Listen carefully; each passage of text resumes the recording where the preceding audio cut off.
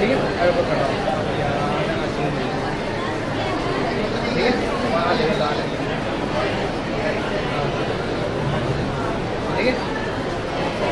बाकी आई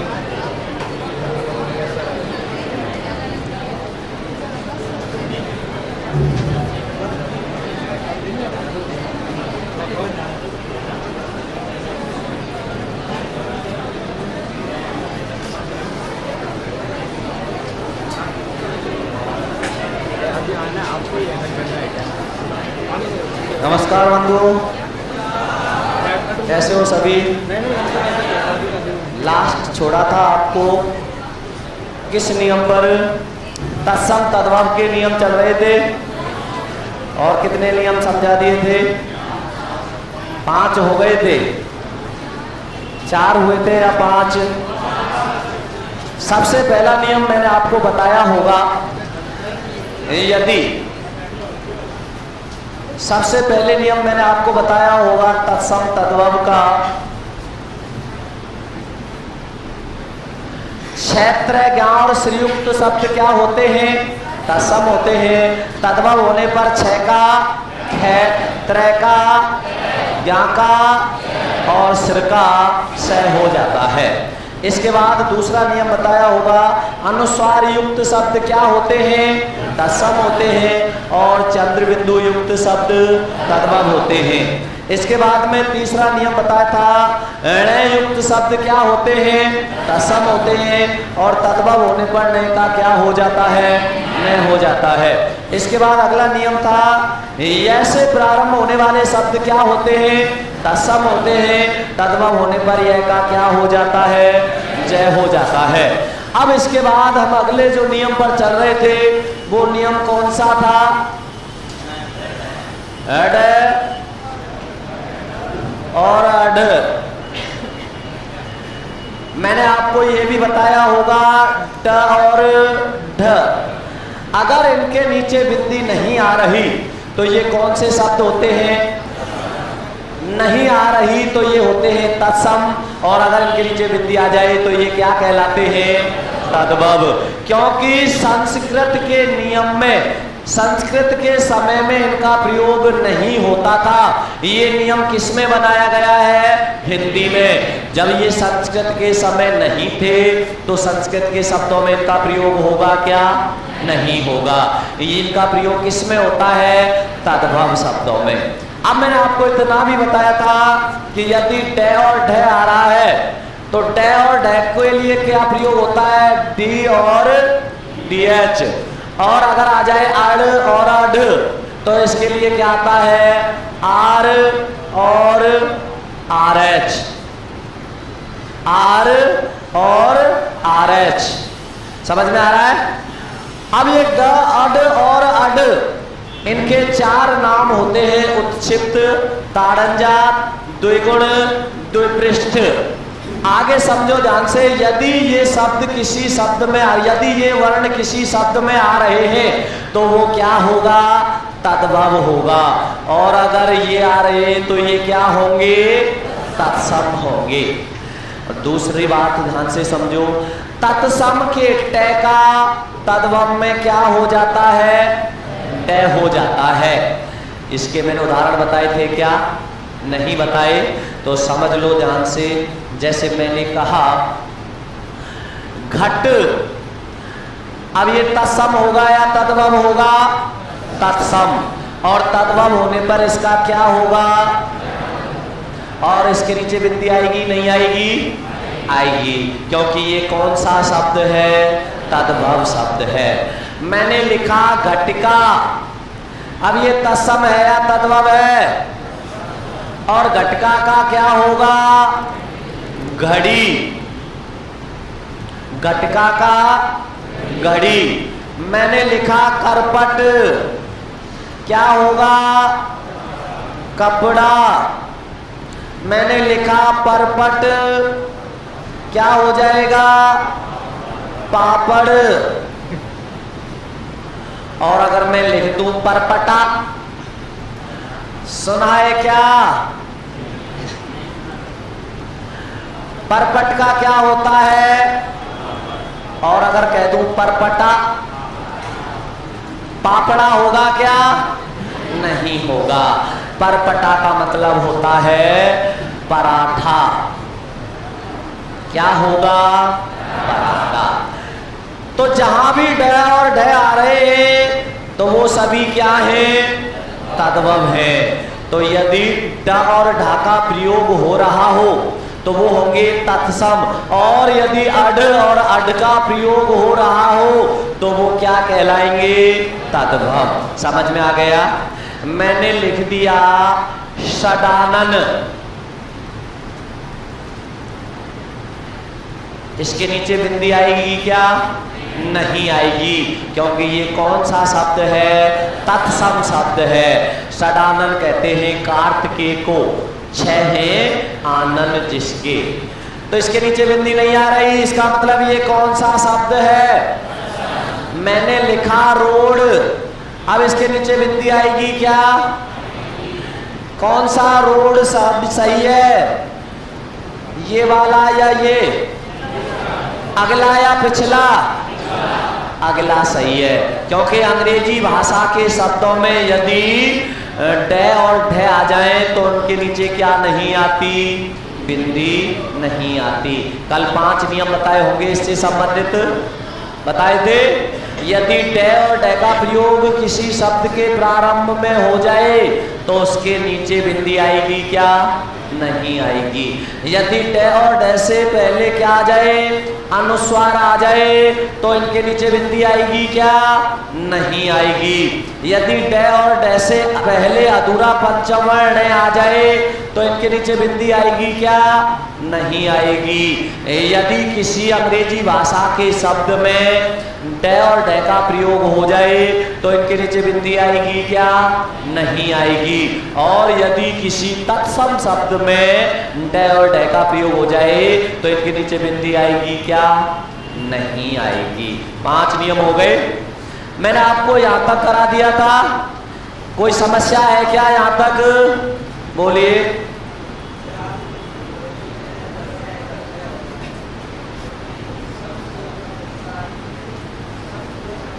मूछ होता है, आपको बताता हूं समश्रु का मूछ क्यों होता है।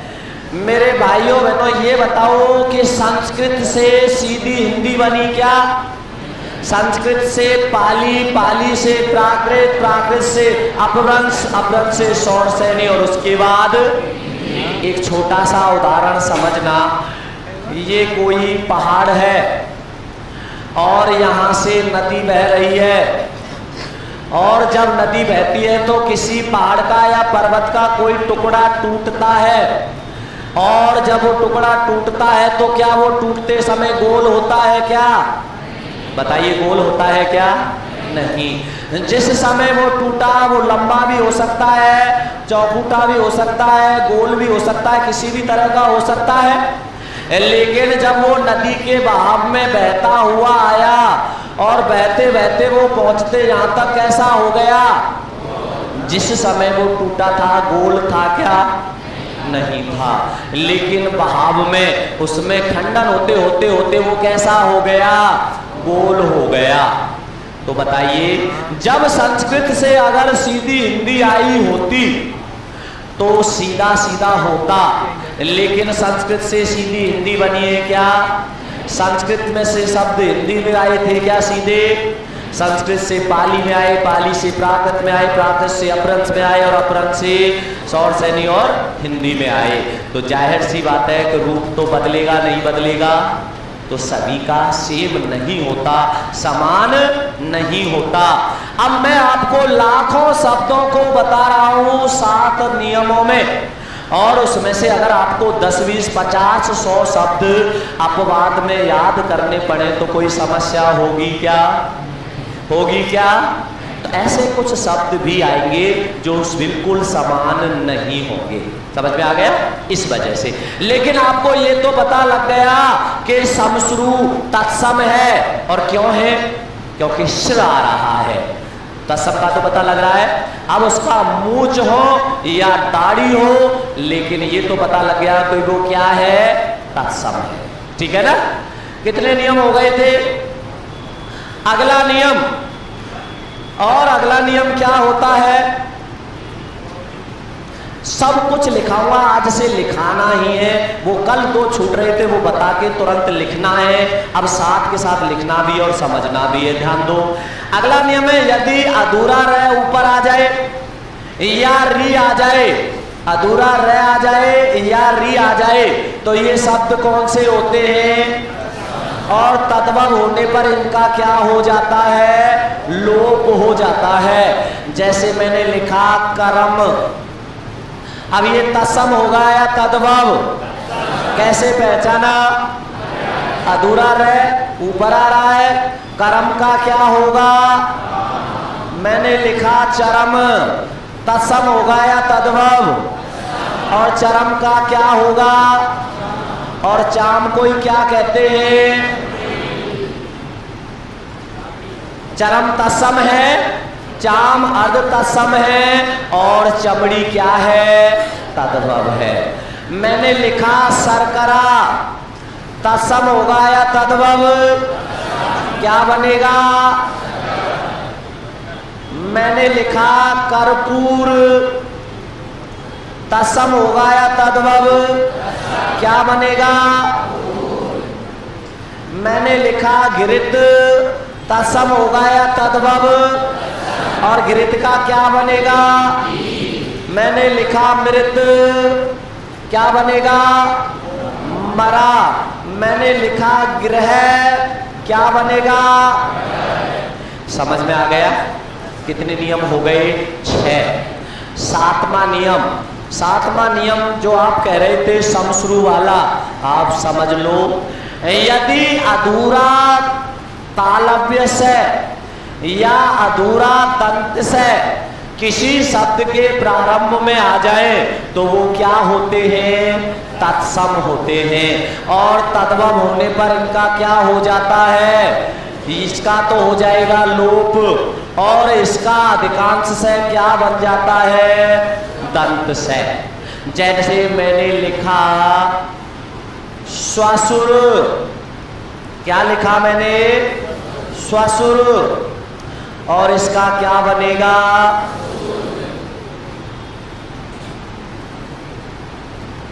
बन रहा है नहीं बन रहा? मैंने लिखा, आपने कहा समश्रु, तो उसका रूप बदलेगा।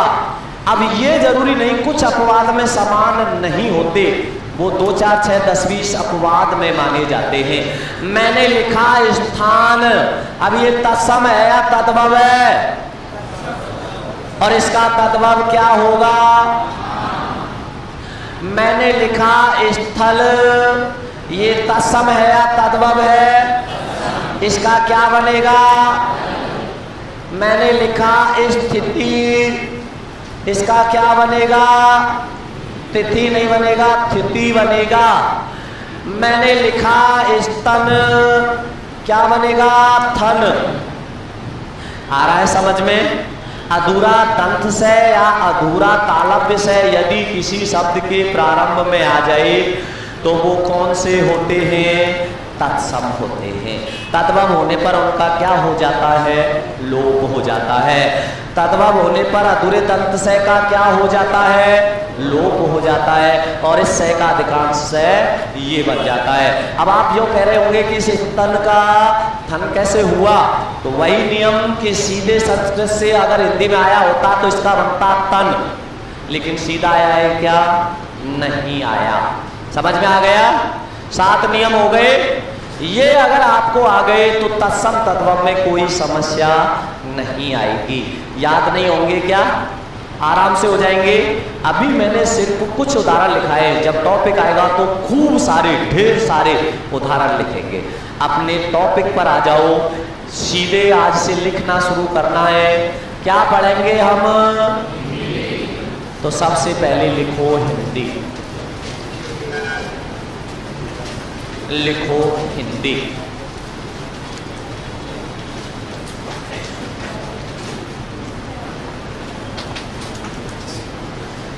तो सबसे पहले तो हिंदी है, तो हिंदी के बारे में ही बात करते हैं। तो सबसे पहले लिखो हिंदी शब्द हिंदी शब्द फारसी अल्पविराम पारसी हिंदी शब्द फारसी, या ऐसे लिख सकते हो फारसी अथवा पारसी अथवा ईरानी भाषा का शब्द है। हिंदी शब्द फारसी पारसी या ईरानी भाषा का शब्द है। लिख दिया। अब लिखो आगे। मिटा दूं ये, हटा दूं? देखो अब लिखो, पहले समझना और साथ में लिखना। हमारी मूल भाषा क्या है? सभी भाषाओं की जननी क्या है? संस्कृत। संस्कृत के बाद में क्या आई? पाली। पाली के बाद में क्या आई? प्राकृत। प्राकृत के बाद में क्या आई? और अपभ्रंश का ही एक भाग है, अपभ्रंश का ही एक भाग है सौरसेनी। और सौरसेनी से ही किसका निर्माण हुआ है? हिंदी का। तो ये हिंदी का क्या है? क्रम है। संस्कृत से हिंदी तक पहुंचते पहुंचते हमें कहां कहां से गुजरना पड़ा? पाली से, प्राकृत से, अपभ्रंश से और सौरसेनी से। फिर किसका निर्माण हुआ? हिंदी का। आपको मैंने कल बताया था संस्कृत को कितने भागों में बांटा गया है? एक कौन सी संस्कृत थी? वैदिक संस्कृत। और दूसरी संस्कृत कौन सी थी? लौकिक संस्कृत। ऋग्वेद की शुरुआत किसमें हुई थी? और बाकी के तीनों वेद? आपको ये भी बताया था कि प्रत्येक भाषा में कितने वर्ष का अंतर आता है? 500 वर्ष का। जो ऋग्वेद लिखा गया था, जो वैदिक संस्कृत की शुरुआत हुई थी, वो कब से हुई थी? 1500 ईसा पूर्व से और 1000 ईसा पूर्व तक। तो 1500 ईसा पूर्व से 1000 ईसा पूर्व तक का जो समय है वो किसका समय माना जाता है? वैदिक संस्कृत का। और वैदिक संस्कृत के बाद लौकिक संस्कृत का समय कब से होगा? 1000 ईसा पूर्व से 500 ईसा पूर्व। अगर मैं कहूं संस्कृत का मानक समय है तो क्या होगा? 1500 ईसा पूर्व से 500 ईसा पूर्व। अगर मैं कहूं वैदिक संस्कृत का समय है 1500 ईसा पूर्व से 1000 ईसा पूर्व, और लौकिक संस्कृत का समय 1000 ईसा पूर्व से 500 ईसा पूर्व। संस्कृत के बाद में क्या आई? तो पाली का समय कब से होगा? 500 ईसा पूर्व से, इसको 0 ईस्वी भी कह देते हैं, और इसे क्या कह सकते हैं? 1 ईस्वी। तो 0 कोई ईस्वी होगी क्या? लास्ट होगी तो 1 ईस्वी तो कही जाएगी। तो पाली का समय कब से हो गया? 500 ईसा पूर्व से 1 ईस्वी। और पाली के बाद में क्या आई? तो प्राकृत का समय कब से होगा? 1 ईस्वी से 500 ईस्वी तक। ये किसका समय है? पाली के बाद में आई प्राकृत, और प्राकृत के बाद तो अपभ्रंश का समय कब से होगा? 500 ईस्वी से 1000 ईस्वी तक। और 500 ईस्वी से 1000 ईस्वी तक का जो समय है वो किसका समय माना जाएगा? और अपभ्रंश का ही एक भाग है सौर सैनी, तो ये 500 ईस्वी से 1000 ईस्वी में ही तो गिना जाएगा। और सौर सैनी के बाद में क्या आई? तो हिंदी का समय कब से होगा? 1000 ईस्वी से वर्तमान समय तक। और जो वर्तमान समय है वो किसका है? वर्तमान समय हिंदी का क्यों है? क्योंकि सबसे ज्यादा वर्तमान समय में किसका प्रयोग किया जाता है? हिंदी का। तो वर्तमान समय किसका माना जाएगा? हिंदी का। जितने भी बौद्ध ग्रंथ लिखे गए हैं वो सब किसमें लिखे गए हैं? तो बौद्धों की भाषा क्या है? और जितने भी जैन ग्रंथ लिखे गए हैं वो, तो जैनियों की भाषा क्या है? प्राकृत। जैनियों की भाषा क्या है? प्राकृत। ध्यान से समझ लेना। यहां तक कोई कंफ्यूजन है क्या? समझ में आ गया यहां तक? इसे छाप दो, एक बार छाप लो ऐसे का ऐसा ही। किसी तरह की कोई समस्या हो, कंफ्यूजन हो, क्लास के बाद खुल के पूछ लेना, शर्माना मत। एक बार इसे छाप दो। मेरे हिसाब से याद हो गया होगा आपको ये पूरा। पहले समझने पे ध्यान देना है, फिर लिखना, क्योंकि लिखी हुई तो किताबें भरी पड़ी हैं। मैं काम है आपका समझने का, याद रखने का।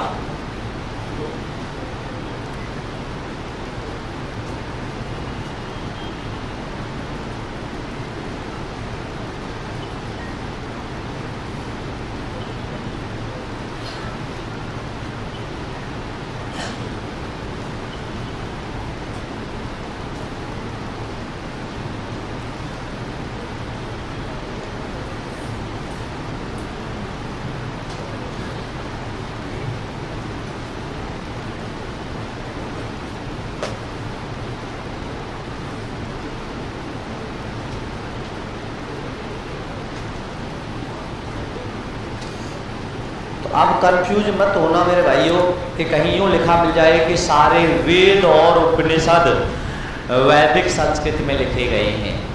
एकमात्र ऋग्वेद ही वैदिक संस्कृत में लिखा गया था, बाकी के सभी किस में लिखे गए हैं? ठीक है ना, लौकिक संस्कृत में। इसका ध्यान रखना, बिल्कुल भी कंफ्यूज होने की जरूरत नहीं है।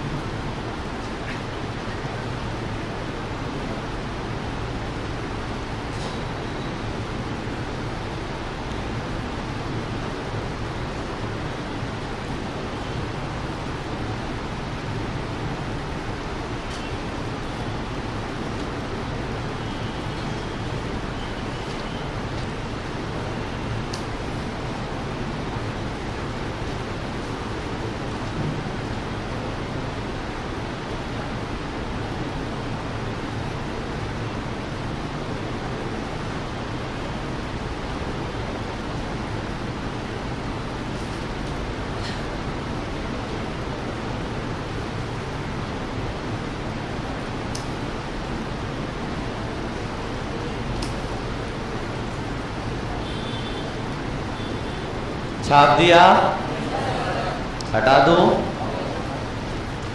आपको अजीब तो नहीं लगता मैं जो कहता हूं छाप दिया? मैं बोल रहा हूं, आप लिख रहे हो, इसे कहेंगे लिखना। और मैंने यहां जो कुछ भी छाप दिया, लिख दिया, आप उसे क्या कर रहे हो? छाप ही तो रहे हो। आ गया समझ में? मैं कहूं लिखो, तुरंत पेन संभाल लो। मैंने कहा छाप दो, तो सामने ध्यान देके छापना शुरू कर दो। ठीक है, हटा दो इसे। यहां तक कोई समस्या तो नहीं है? अब देखो, आप एक बात बताइए, जब संस्कृत के बाद में पाली आई तो संस्कृत का प्रयोग होना बंद हो गया क्या? क्या आज के समय में संस्कृत प्रयोग नहीं होती क्या? लेकिन वर्तमान समय हिंदी का है, क्योंकि सबसे ज्यादा प्रयोग किसका होता है? हिंदी का। तो जब संस्कृत के बाद में पाली आई और प्राकृत के बाद में अपभ्रंश आई, तो क्या ये एक साथ प्रयोग होने लग गई क्या? कुछ समय तो ऐसा रहा होगा जब दोनों का प्रयोग बराबर हुआ होगा। कुछ समय तो ऐसा रहा होगा कि अपभ्रंश और हिंदी का प्रयोग बराबर हुआ होगा, लेकिन एक समय ऐसा आया कि अपभ्रंश का प्रयोग कम और हिंदी का प्रयोग ज्यादा हो गया। तो जिस समय हिंदी का प्रयोग ज्यादा हुआ वो समय उसका क्या माना जाएगा? मानक समय। अगर मैं आपसे ये प्रश्न करूं कि हिंदी का प्रारंभिक समय है, तो उत्तर क्या होगा? और अगर मैं आपसे कहूं हिंदी का मानक समय है, तो उत्तर होगा 1100 ईस्वी। तो लिखो आगे, हिंदी का मानक समय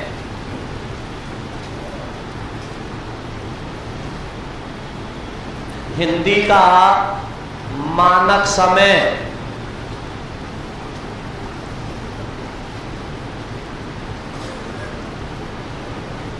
और हिंदी का मानक समय क्या होगा? 1100 ईस्वी।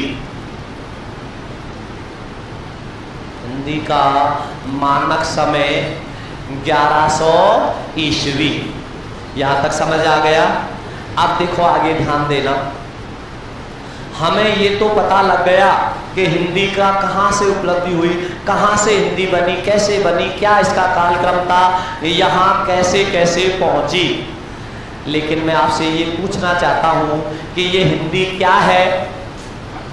क्या है हिंदी? हिंदी क्या है? तो भाषा के बारे में भी थोड़ी सी जानकारी ले लें, समझना। हिंदी क्या है? भाषा है। तो इस भाषा की उत्पत्ति कहां से हुई है? भाषा शब्द की उत्पत्ति किससे हुई है? मूल भाषा की या संस्कृत की भाष धातु से। किससे हुई है? संस्कृत की भाष धातु से। और भाष का अर्थ क्या होता है? प्रकट करना। क्या अर्थ होता है भाष का? प्रकट करना। अब आप एक बात बताइए, मनुष्य क्या प्रकट करता है? भाव या विचार? मेरे मन में कोई भाव या विचार आ रहा है और मैं इसे प्रकट करना चाहता हूं, ये किसके माध्यम से प्रकट होगा? भाषा के माध्यम से। तो भाषा की उत्पत्ति किससे हुई है? संस्कृत की भाष धातु से, जिसका अर्थ क्या होता है? प्रकट करना। मनुष्य क्या प्रकट करता है? भाव और विचार। अब आप एक बात बताइए मुझे, मनुष्य में और पशु में क्या अंतर है? मनुष्य के पास भाषा है क्या? पशु के पास भाषा है क्या? ध्यान से समझना, वो निरर्थक होती है। दो ही चीज ऐसी है जो मनुष्य को पशु से अलग कर देती है, एक तो भाषा और एक सामाजिकता। बाकी कोई तीसरा और अंतर है क्या? बताइए मुझे। मनुष्य से ज्यादा बुद्धि पशुओं में भी होती है। मनुष्य ऐसे कर्म करता है जो पशु से भी गिरे होते हैं। कुत्ता से ज्यादा वफादार मनुष्य होता है क्या? क्या उसमें बुद्धि नहीं होती? अगर बुद्धि नहीं होती तो वो अपने मालिक को कैसे पहचानता? बस दो ही चीज ऐसी है जो मनुष्य को किससे अलग कर देती है? पशु से। एक भाषा और एक, जब कोई मनुष्य गलत भाषा का प्रयोग करने लग जाए तो उसे पशु नहीं कहते क्या? नहीं कहते क्या? जब कोई मनुष्य समाज से हटकर, समाज के दायरे से हटकर, समाज के कानून से हटकर कोई कर्म करने लग जाए तो उसे पशु नहीं कहते क्या? क्योंकि यही दो चीज ऐसी है जो मनुष्य को किससे अलग कर देती है? पशु से। बाकी ऐसा कौन सा तीसरा कर्म है जो मनुष्य करता हो और पशु नहीं करता हो? है क्या?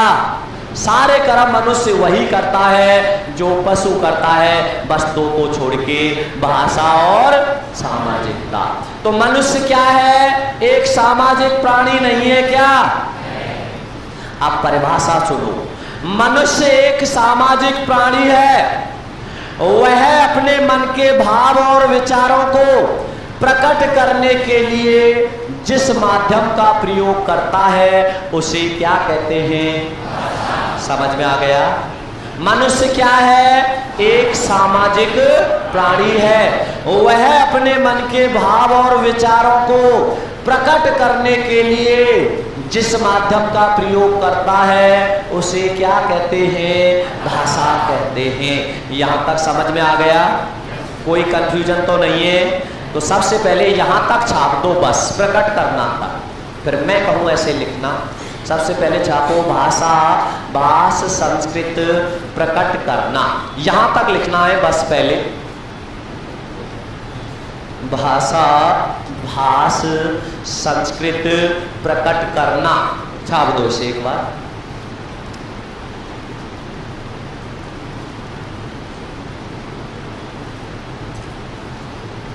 छाप दिया।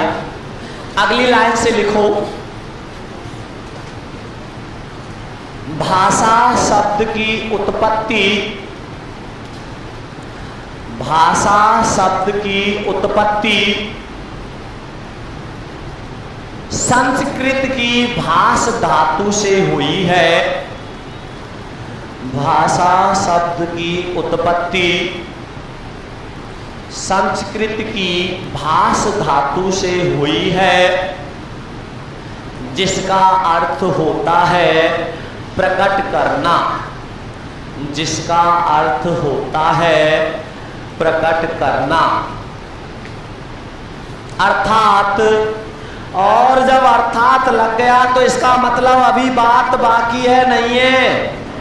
और बाकी है तो ये अर्थात का तय कैसा होगा? हलंत होगा। अर्थात मनुष्य एक सामाजिक प्राणी है। मनुष्य एक सामाजिक प्राणी है।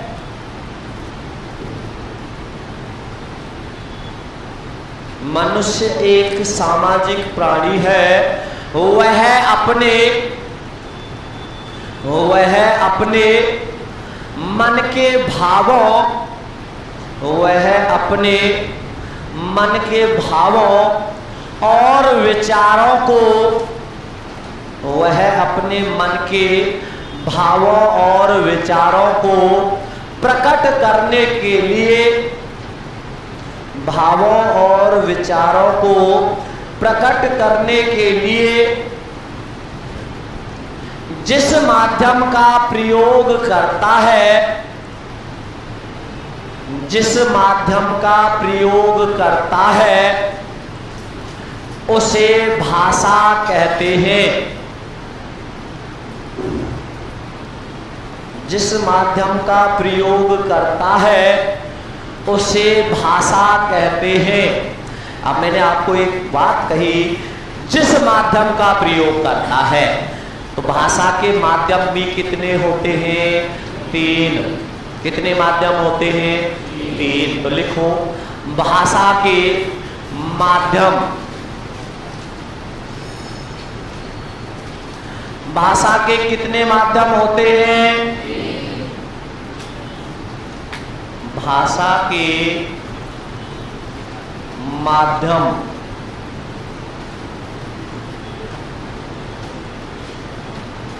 एक होता है बोलना, दूसरा होता है लिखना, और तीसरा होता है सांकेतिक। भाषा के कितने माध्यम होते हैं? एक तो होता है बोलकर, दूसरा होता है लिखकर, और तीसरा क्या होता है? सांकेतिक। तो भाषा के कितने माध्यम हैं? 3। सबसे पहला बोलना, दूसरा लिखना और तीसरा सांकेतिक। अब समझना, बहुत ही सरल प्रश्न पूछा गया। भाषा का सबसे कठिन माध्यम होता है, कौन सा होगा? सांकेतिक। भाषा का सबसे सरल माध्यम होता है, और भाषा का सरल और कठिन दोनों माध्यमों का रूप होता है लिखकर। अगर मैंने कोई बात, कोई चीज गलत लिख दी तो आप उसे गलत ही पढ़ोगे, नहीं पढ़ोगे? तो वो कठिन हो गई। और मैंने अगर उसे जैसे बोला वैसे ही लिख दिया तो वो कैसी हो गई? सरल हो गई। समझ में आ गया? मैं कोई बात कह रहा हूं, भाषा का प्रत्यक्ष माध्यम होता है, ये प्रश्न पूछा है। भाषा का प्रत्यक्ष माध्यम होता है बोलना, लिखना, सांकेतिक या प्रयुक्त तीनों। क्या उत्तर होगा? बोलना। मैंने लिख दिया, क्या मैं वहां प्रत्यक्ष हूं? क्या मैं प्रत्यक्ष हूं? क्या नहीं हूं। आप ध्यान से समझना, आप किसी रास्ते पर जा रहे हो, आप किसी रोड पर जा रहे हो, पीछे से कोई गाड़ी आई और उसने एक साथ हॉर्न बजाया, पो। अब वो कौन सा माध्यम होगा? कौन सा माध्यम होगा? सांकेतिक होगा। जिन शब्दों का कोई सार्थक अर्थ नहीं होता वो कौन से माध्यम माने जाते हैं? सांकेतिक माने जाते हैं। समझ में आ गया? प्रश्न पूछा जाता है कि आप किसी रास्ते पर जा रहे हो और पीछे से कोई गाड़ी आती है और वह हॉर्न बजाती है, और उस हॉर्न को सुनकर आप अलग हो जाते हो, रास्ता छोड़ देते हो, तो ये भाषा का कौन सा माध्यम था? सांकेतिक था। समझ में आ गया? हालांकि आवाज आई नहीं आई, उसने बोला पो, लेकिन वो बोलने का माध्यम था क्या? वो किसका माध्यम था? सांकेतिक। आपको संकेत दिया गया कि रास्ता दे दो। आप किसी रास्ते पर जा रहे हो और रास्ते पर जाते जाते आपको एक चिन्ह दिखा और उस चिन्ह को देखकर आप रास्ते से मुड़ गए। अब ये कौन सा माध्यम है? आपने देखा होगा, आप किसी रोड पर जाते हो और जब किसी रोड पर जा रहे हो, किसी रास्ते पे जा रहे हो, किसी स्थान पर जा रहे हो, तो उस स्थान के सामने चिन्ह लगा रहता है, नहीं लगा रहता? और उस चिन्ह के माध्यम से जा रहे हो, उस चिन्ह के माध्यम से कहीं जा रहे हो, तो वो कौन सा माध्यम हुआ? आप उसको लिखा देखकर गए हो या संकेत के माध्यम से? तो ये कौन सा माध्यम हुआ? क्रिकेट मैच हो रहा है, क्रिकेट मैच हो रहा है, कोई खिलाड़ी आउट हो गया, कोई खिलाड़ी आउट हो गया। क्या एम्पायर दर्शक के पास जाकर ये बताता है कान में कि ये आउट हो गया? वो क्या देता है? सिर्फ उंगली ऊपर करता है और उसी से पता लग जाता है कि ये क्या हो गया। क्या बोला था क्या उसने? सिर्फ क्या किया और वो क्या हो गया? आउट हो गया। तो ये कौन सा माध्यम था? सांकेतिक। सबसे सरल माध्यम क्या होता है भाषा का? सबसे कठिन क्या होता है? और सरल और कठिन का मिला जुला रूप क्या होता है? समझ में आ गया? तो भाषा के कितने माध्यम होते हैं? एक माध्यम। कोई कंफ्यूजन तो नहीं है? अब आगे लिखो। आपने हिंदी पढ़ लिया, ये छाप दिया, छाप दो इसको। भाषा के 3 माध्यम होते हैं, बोलकर या बोलना, लिखना और पढ़ना। यही मैं आगे लिख दूं क्या? सबसे सरल माध्यम क्या होता है? सबसे कठिन माध्यम क्या होता है? सांकेतिक। और यहां सरल अथवा कठिन।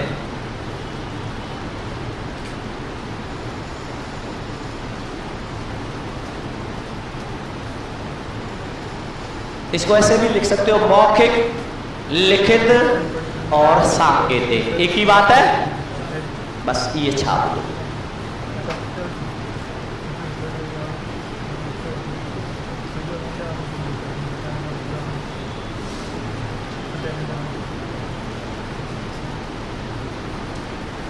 हटा दो इसे। अभी आपने एक तो समझा था हिंदी, दूसरा क्या समझा? भाषा। आगे लिखो हिंदी भाषा दिवस, आगे लिखो हिंदी भाषा दिवस। हिंदी भाषा दिवस कब होता है? 14 सितंबर।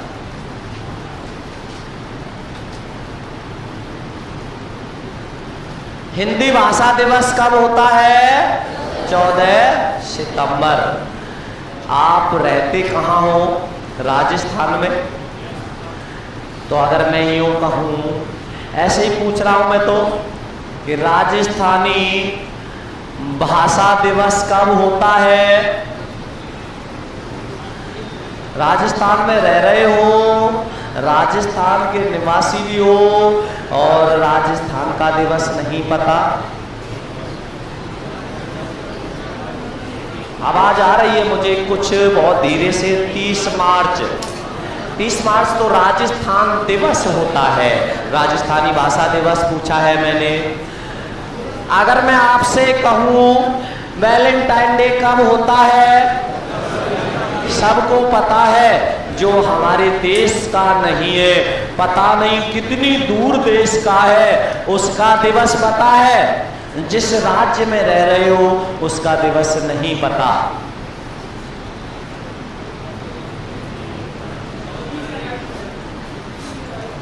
21, 22 फरवरी नहीं होता। बहुत अच्छी बात है, कोशिश करी। वैलेंटाइन डे कब होता है? मैं कभी क्लास में मजाक नहीं करता, पहली बार ही कह दी थी। यदि करता हूं तो वो किसी ना किसी कारण से करता हूं, वो किसी चीज से जुड़ी हुई होती है। मैंने कहा वैलेंटाइन डे कब होता है? और 14 फरवरी के 7 दिन बाद कौन सी फरवरी आती है? और उस दिन क्या होता है? राजस्थानी भाषा दिवस। वैलेंटाइन डे को भूलोगे क्या? और राजस्थानी भाषा दिवस को भुला पाओगे क्या? ये क्या हो जाता है? करो इसको एक बार। वो भाई कहाँ गए? देखो लिखो इसमें, राजस्थानी भाषा दिवस कब होता है? और अगर मैंने आपसे कहा हिंदी भाषा दिवस, तो आप इसका उत्तर क्या दोगे? देखो इसको एक बार। ये कल भी हो रहा था, मेरी क्लास में होता है क्या? ये क्या है? एक बार देखो कैसे हो गया है।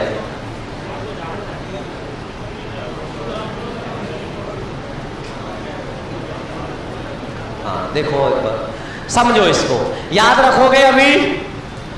हिंदी भाषा दिवस और राजस्थानी भाषा दिवस। आगे नोट लगाओ, ये दोनों छाप दिए, एक नोट लगाओ और नोट लगा के लिखो। देखो मैं जितने भी नोट लगवाऊं, इनका ध्यान उसी प्रकार रखना जिस प्रकार कागज के नोटों का ध्यान रखते हो, ठीक है ना? लगाओ नोट और लिखो, संविधान के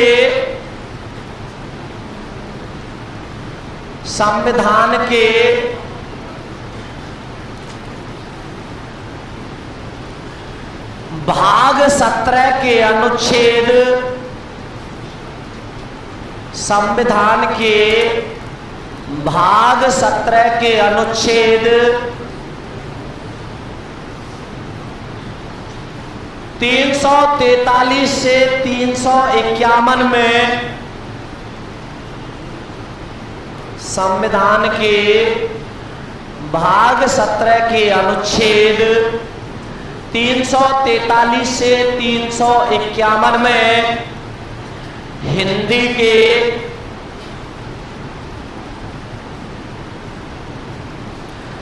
राजभाषा है या राष्ट्रभाषा? हिंदी क्या है? तो हिंदी के राजभाषा होने से संबंधित संविधान के भाग 17 के अनुच्छेद 343 से 351 में हिंदी के राजभाषा होने से संबंधित उल्लेख किया गया है। उल्लेख किया गया है। ध्यान रखोगे भाग कौन सा है?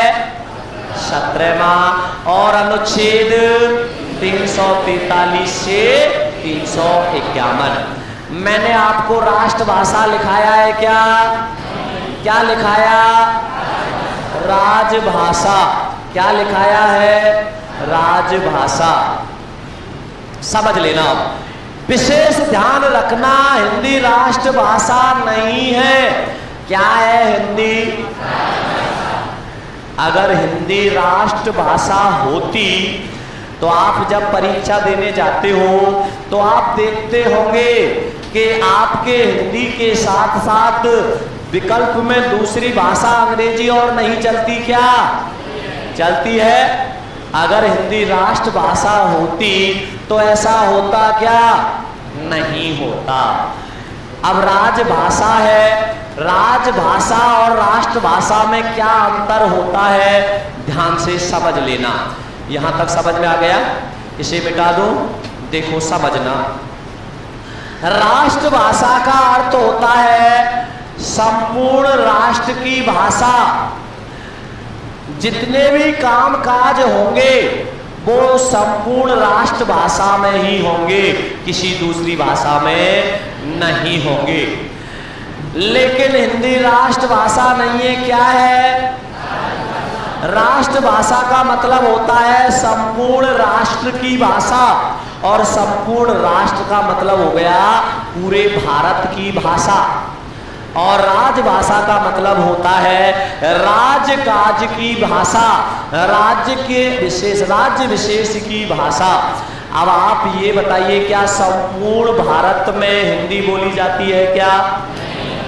कुछ क्षेत्र ऐसे भी है जहां हिंदी का प्रयोग बहुत कम, अंग्रेजी का प्रयोग ज्यादा होता है, जैसे नागालैंड, केरल, जो ये वाला भाग है यहाँ पर सबसे ज्यादा अंग्रेजी प्रयोग होती है, नहीं होती? और यहाँ पर अंग्रेजी प्रयोग ज्यादा होती है। इस कारण हिंदी क्या नहीं बन पाई? राष्ट्रभाषा। क्या है हिंदी? राजभाषा। इसी वजह से हिंदी और आपकी अंग्रेजी दोनों विकल्प में चलती है, नहीं चलती? यही वजह है। हालांकि हिंदी को राष्ट्रभाषा बनाने का खूब प्रयास किया जा रहा है। आप देखते होंगे पहले एक एग्जाम होता था आपका जो IAS का, पहले हिंदी आती थी क्या? लेकिन वर्तमान में आती है, नहीं आती? CGL का एग्जाम होता है, उसमें भी हिंदी आती नहीं आती? अधिकतर सभी एग्जामों में हिंदी को जोड़ा जा रहा है, और उसका कारण है राष्ट्रभाषा बनाने के लिए। ठीक है ना? लेकिन हिंदी अभी तक राष्ट्रभाषा नहीं है। क्या है हिंदी? समझ में आ गया? जिस दिन राष्ट्रभाषा हो जाएगी संपूर्ण कामकाज किसमें होंगे? सिर्फ हिंदी में होंगे। तो अगर आपसे पूछा जाए तो हिंदी राष्ट्रभाषा है या राजभाषा? ये हमारा और आपका बहुत बड़ा दुर्भाग्य है कि हिंदी राष्ट्रभाषा नहीं है। क्या है? राजभाषा। एक नोट और लगाओ, और नोट लगा के लिखना। मैं अगर आपसे एक प्रश्न पूछूं कि विश्व में सबसे ज्यादा बोली जाने वाली भाषा है, उत्तर क्या होगा? हिंदी। अब चीनी की मंडारिन तो नहीं कहोगे, तो लिखो नोट लगा के, विश्व में सबसे ज्यादा बोली जाने वाली भाषा, विश्व में सबसे ज्यादा बोली जाने वाली भाषा हिंदी है। विश्व में सबसे ज्यादा बोली जाने वाली भाषा हिंदी है। लिख दिया? यहां तक कोई समस्या नहीं है। हिंदी हो गई, भाषा हो गया, इसके बाद में हिंदी भाषा दिवस हो गया। ना केवल भारत में बल्कि भारत के अलावा 10 देशों में और बोली जाती है हिंदी। ठीक है ना। अब पेन कॉपी को दे दो विराम, बंद कर दो और थोड़ी देर यहां ध्यान देना, समझना।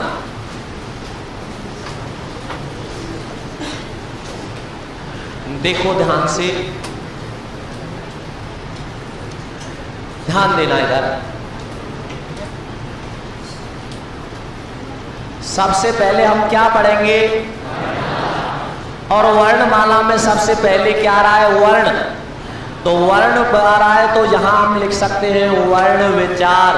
क्या लिख सकते हैं? तो वर्ण के बारे में कुछ बातें हैं वो समझ लेना ध्यान से। एक तो होता है वर्ण और एक क्या होती है? ध्वनि।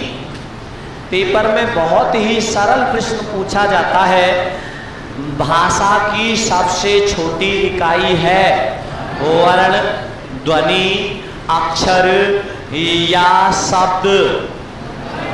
तो भाषा की सबसे छोटी इकाई है वर्ण। ध्वनि नहीं करना, ध्वनि करना है जब मौखिक लिखा आ जाए, जब मौखिक लिखा आ जाए। अब एक प्रश्न को 4 प्रकार से पूछ लिया जाता है। कैसे पूछ लिया जाता है? भाषा की सबसे छोटी इकाई है, लिखित रूप से भाषा की सबसे छोटी इकाई है, मौखिक रूप से भाषा की सबसे छोटी इकाई है, और अर्थ के आधार पर भाषा की सबसे छोटी इकाई है। 4 प्रश्न बता दिए, तो ध्यान से समझना। मैंने लिख दिया कै। यदि मैं कह रहा हूं कै तो ये क्या है? ध्वनि है। लेकिन जब मैंने इस ध्वनि को लिखित रूप दे दिया तो ये क्या बन गई? मैंने लिख दिया कै। ये वर्ण है या ध्वनि है? जब मैं इसे बोल रहा हूं तो ये क्या है? और जैसे ही मैंने इसे लिखित रूप दे दिया तो ये क्या बन गया? वर्ण। मैंने लिख दिया च। क्या है ये? मैंने लिख दिया ज। क्या है ये? और अगर मैंने लिख दिया प, क्या है ये? क्या ये वर्ण नहीं है? तो वर्ण है। बहुत ध्यान से समझना, रटा हुआ ज्ञान मत पढ़ना, बहुत ही ध्यान से समझना पड़ेगा। वर्ण को बांटा गया है 3 भागों में। वर्ण को कितने भागों में बांटा गया है? 3 भागों में। ध्यान से समझना, वर्ण को कितने भागों में बांटा है? एक तो होते हैं स्वर, एक क्या होते हैं? और एक क्या होते हैं? अयोग वाह।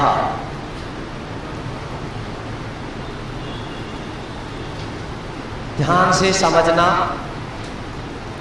क्या मैं इस ए को वर्ण नहीं कह सकता क्या? क्या मैं इस कै को वर्ण नहीं कह सकता क्या? स्वर भी वर्ण है, व्यंजन भी वर्ण है, और क्या मैं इस अंक को वर्ण नहीं कह सकता क्या? कह सकता हूं। प्रत्येक व्यंजन वर्ण हो सकता है क्या? प्रत्येक वर्ण व्यंजन हो सकता है क्या? नहीं हो सकता। मैंने लिख दिया कै। क्या ये व्यंजन है? लेकिन वर्ण तो है। तो प्रत्येक व्यंजन वर्ण हो सकता है क्या? प्रत्येक वर्ण व्यंजन हो सकता है क्या? प्रत्येक स्वर वर्ण हो सकता है क्या? प्रत्येक वर्ण स्वर हो सकता है क्या?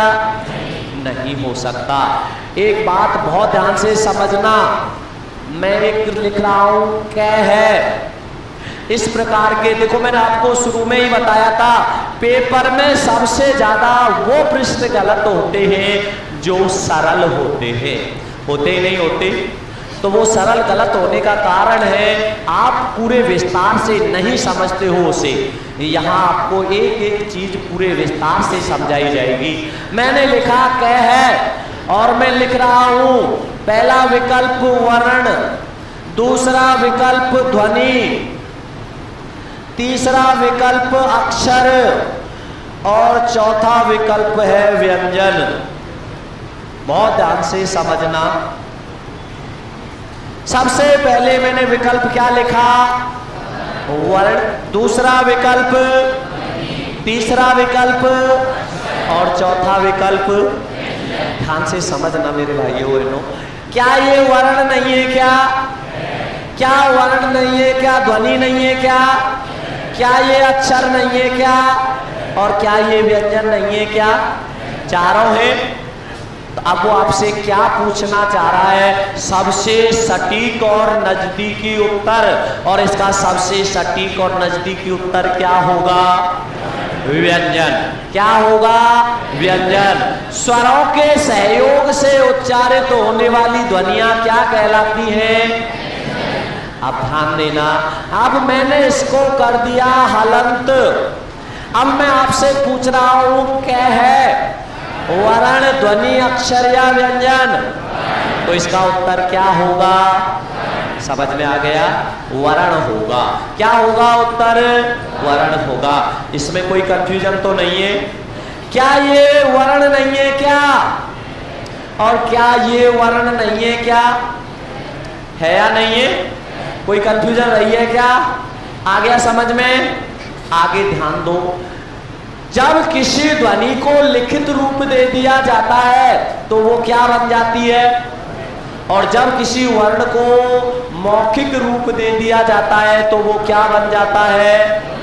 तो ध्वनि का लिखित रूप क्या कहलाता है और वर्ण का मौखिक रूप क्या कहलाता है? समझना। क्या अंतर है वर्ण और ध्वनि में? ध्यान से समझना। वर्ण और ध्वनि में अंतर।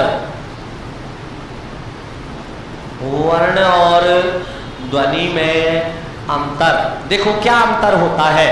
मैंने एक शब्द लिखा कमल, मैंने एक शब्द लिखा कमल। अब इस कमल में कितनी ध्वनियां आ रही हैं? 3। कमल। जब मैंने कमल लिखा तो इसमें ध्वनि कितनी थी?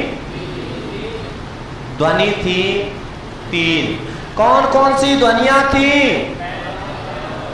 कह, मह, लह। मैं कमल को बोल रहा हूं, लिख नहीं रहा, तो इसमें कितनी ध्वनि आ रही है? 3। लेकिन जब मैंने इस कमल को क्या किया? लिख दिया, तो इसमें वर्ण कितने होंगे? कितने वर्ण होंगे? 5। कौन कौन से होंगे? क, ए, मैं, ए, ले और ए। जब मैंने इसे लिखा तो इसमें कितने वर्ण आ रहे हैं? 5। कितने वर्ण आ रहे हैं? 5। हमारे दिमाग में ये आ रहा होगा कि 6 को गलती से 5 बोल दिया। यदि किसी शब्द के अंत में ए आ जाए तो उसे गिना नहीं जाता। यदि किसी शब्द के अंत में ए आ जाए तो उसे गिना नहीं जाता। लेकिन शब्द के अंत में नहीं आए और बीच में आ जाए तो उसे गिना जाता है, तो उसे गिना जाता है। जैसे ध्यान से समझना।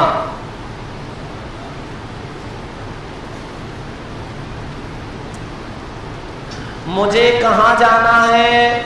यहाँ जाना है। और जब मैं यहाँ जाऊंगा तो प्रत्येक डंडे के ऊपर चढ़ूंगा नहीं चढ़ूंगा? और अगर मैं इस डंडे को गलती से यहाँ से हटा दूं तो मैं यहाँ चढ़ पाऊंगा क्या? तो यहीं पर खत्म हो गया नहीं हो गया? यदि इस स्वर को नहीं गुनूं तो मैं यहाँ तक पहुंचूंगा क्या? लेकिन अगर जो इस अंतिम आने वाले डंडे को मैंने क्या कर दिया, हटा दिया, और मैं यहाँ पर हाथ पहुंचा के भी ऊपर चढ़ सकता हूं, नहीं चढ़ सकता, तो इसका महत्व ज्यादा है या इनका? किसका महत्व ज्यादा है? इनका। इसका महत्व कम है या नहीं है? इनके बिना ये अधूरे रहेंगे, नहीं रहेंगे? शब्द पूरा होगा क्या? नहीं होगा। विशेष ध्यान रखना, पेपर में प्रश्न पूछा गया, और प्रश्न कैसे पूछा गया? क्षत्रिय में कुल वर्णों की संख्या है, क्षत्रिय में कुल वर्णों की संख्या है। मेरे भाइयों बहनों ध्यान रखना, अधिकतर किताबों में क्षत्रिय में कुल वर्णों की संख्या कितनी बता रखी है? 8। कितनी बता रखी है? 8। आपका उत्तर होगा, देखो कैसे करेंगे इसका विघटन। सबसे पहले क्या आया, और क में क्या जुड़ रहा है? स में से क्या निकला? त्र में से क्या बनाया? र में से क्या निकली? और इसके बाद में क्या आ रहा है? और यह में क्या जुड़ रहा है? और यदि किसी शब्द के अंत में आ जाए तो उसे गिना जाता है क्या? तो क्षत्रिय में कुल वर्णों की संख्या कितनी होगी? कितनी होगी? समझ में आ गया? तो यदि किसी शब्द के अंत में ए आ जाए तो उसे गिना नहीं जाता। जब मैंने कमल को बोला तो इसमें कितनी ध्वनियां थी, और जब मैंने इसे लिखित रूप दिया तो इसमें कितने वर्ण थे? अंतर समझ में आ गया? कोई कंफ्यूजन है क्या?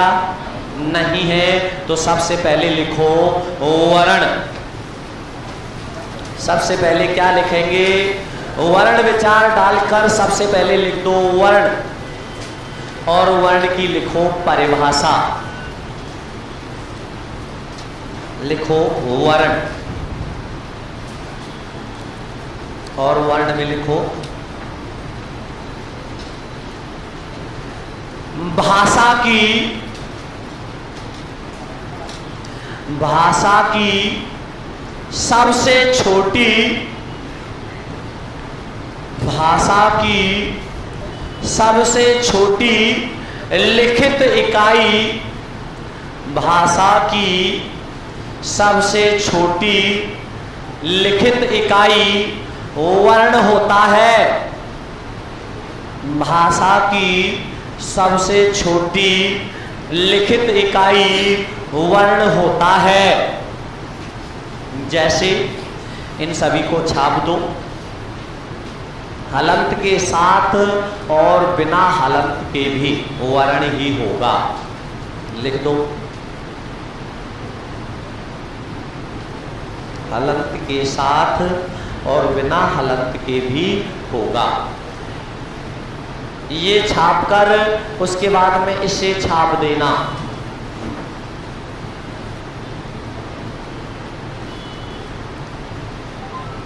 तो यदि हलंत के साथ है और हलंत के बिना भी है तो वो क्या होगा?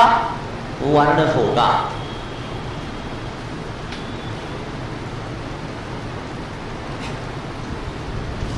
यदि मौखिक शब्द नहीं लिखा हो तो क्या होगा? भाषा की सबसे छोटी इकाई वर्ण, और अगर मौखिक जुड़ जाए तो ध्वनि। ये छाप दिए। आगे लिखो ध्वनि, इसके बाद में लिखो ध्वनि। लिखा नहीं था? कोई बात नहीं। इसके आगे लिखिए ध्वनि, और ध्वनि में लिखो मौखिक रूप से, मौखिक रूप से भाषा की सबसे छोटी इकाई, मौखिक रूप से भाषा की सबसे छोटी इकाई ध्वनि होती है। मौखिक रूप से भाषा की सबसे छोटी इकाई क्या होती है? ध्वनि होती है। लिख दो इसमें मौखिक रूप से भाषा की सबसे छोटी इकाई क्या होगी? ध्वनि होती है। आगे लिखो इसमें वर्ण और ध्वनि में अंतर। वर्ण और ध्वनि में अंतर। और वर्ण और ध्वनि में अंतर आपके सामने है, इसे छाप दो।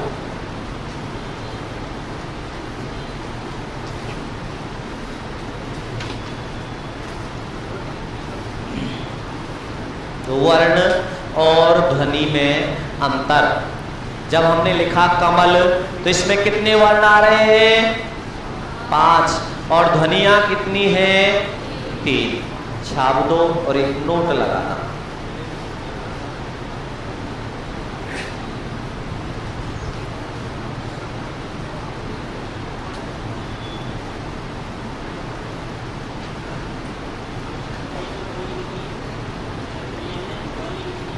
क्षत्रिय 3 ही आएंगी? नहीं, वो तो तोड़ोगे तभी तो होगा, लिखित रूप दोगे तब बदलेगा रूप। अगर मैं आपसे यूं कहूं कि ओम में कितनी ध्वनि है? 3 है। ओ को इतना खींचा जाता है जितना ओ को 3 बार बोला जाता है। और जो आप ये ओम पढ़ते हो, ओम में लिखा देखा होगा आपने ओम, तो ये जो क्या है ये ओ के बाद में जो ये लगा रहता है, ये क्या होता है? ऊ होता है क्या? नहीं होता। ये 3 लिखा रहता है। क्या लिखा रहता है? ये 3। ओ को इतना खींचा जाता है, ओ को उतना खींचा जाता है तिगुना। कितना खींचा जाता है? तिगुना खींचा जाता है। ये ऊ नहीं होता, ये 3 होता है। आगे देखो, वर्ण और ध्वनि लिख दिया, अंतर समझ में आ गया। नोट लगाओ और नोट लगा के लिखो। देखो मेरे भाइयों बहनों, सुनो ध्यान से। हिंदी वर्णमाला में स्वरों की संख्या कितनी होती है? 11। और मात्राएं कितनी होती हैं? 10, क्योंकि ए की कोई मात्रा नहीं होती। नोट लगाओ, नोट लगा के लिखो।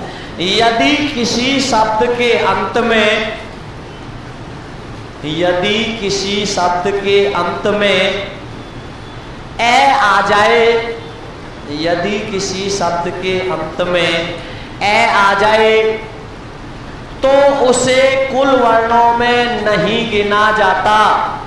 यदि किसी शब्द के अंत में ए आ जाए तो उसे कुल वर्णों में नहीं गिना जाता। लेकिन बीच में आने पर, लेकिन बीच में आने पर गिना जाता है। यदि किसी शब्द के अंत में ए आ जाए तो उसे कुल वर्णों में नहीं गिना जाता, लेकिन बीच में आने पर गिना जाता है। ठीक है ना? आप ध्यान रखोगे? आगे लिखो। वर्ण और ध्वनि में कोई कंफ्यूजन तो नहीं है? सभी को समझ आ गया? आगे लिखो इसके बाद में अक्षर। आगे क्या है? देखो, हिंदी की सबसे बड़ी सरलता और सबसे बड़ी विशेषता क्या होती है? यदि कोई शब्द, यदि कोई परिभाषा आपको समझ में नहीं आ रही तो उस शब्द के खंडन कर दो, उस शब्द के खंडन कर दो, अपने आप परिभाषा निकल आती है। मैंने लिखा अक्षर, जब मैं इसका विघटन करूंगा तो क्या होगा? ए प्लस ए माने क्या होता है? और क्षर माने क्या होता है? नाश। जिसका क्या नहीं हो? नाश नहीं हो। और नाश किसका नहीं होगा? ध्वनि का ही तो नहीं होगा। जिसका क्या नहीं हो? नाश नहीं हो। अर्थात मुख के द्वारा उच्चारित वह ध्वनि जिसका नाश नहीं हो। एक ही झटके में, हवा के एक ही प्रवाह में बोली जाने वाली ध्वनियां क्या कहलाती हैं? अक्षर कहलाती हैं। ध्यान से समझना। मैंने कहा ए, क्या ये अक्षर नहीं है? क्या आप स्वरों को अक्षर नहीं कहते? ए एक ही झटके में नहीं बोल रहा। मैंने लिखा कै, क्या ये हवा के एक ही प्रवाह में नहीं बोला जा रहा? कै बोला जा रहा है। मुख के द्वारा उच्चारित वह ध्वनि जिसका नाश नहीं हो। एक ही झटके में हवा के एक ही प्रवाह में बोली जाने वाली ध्वनियां क्या कहलाती हैं? अक्षर कहलाती हैं। समझना ध्यान से। मैंने लिख दिया राम, क्या आप इसे अक्षर कह सकते हो? क्या कह सकते हो? क्या? क्योंकि मैं के अंत में क्या आ रहा है? ए। और स्वर ध्वनियों का क्या कर देते हैं? नाश कर देते हैं, तोड़ देते हैं। इसलिए यदि मैं इस मैं को क्या कर दूं? हलंत कर दूं, तो ये मैं कैसा हो गया? आधा हो गया। जब मैं आधा है तो इसे आधा ही बोलोगे या पूरा? आधा बोलोगे। तो आधा बोलोगे तो इसे कैसे बोलोगे? राम, या ऐसे बोलोगे राम। ए की ध्वनि लाओगे क्या? नहीं। इसे कैसे बोलोगे? राम। मैंने लिखा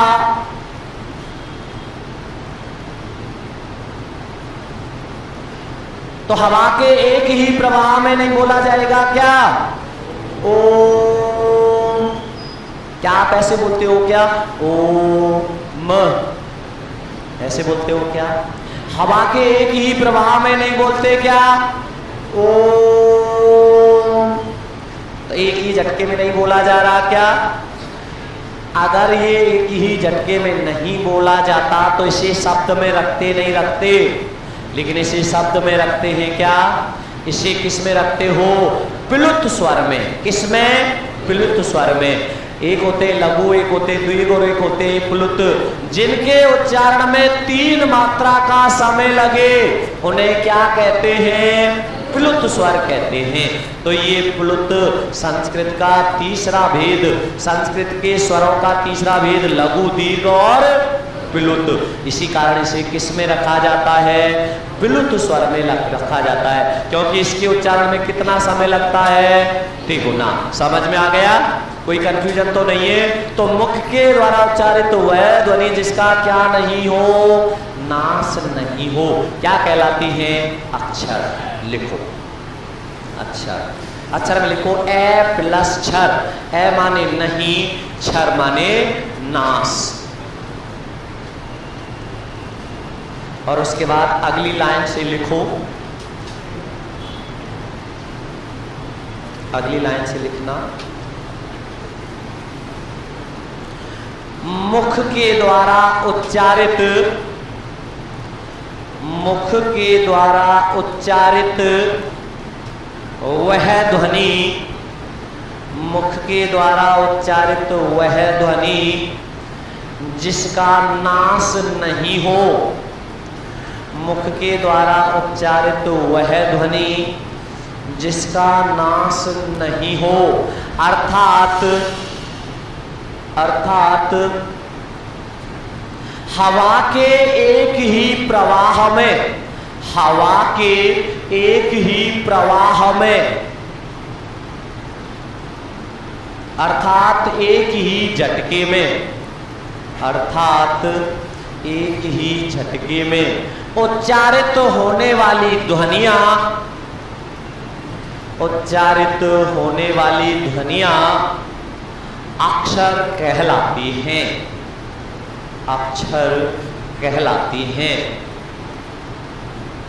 लिखो, लिख दिया?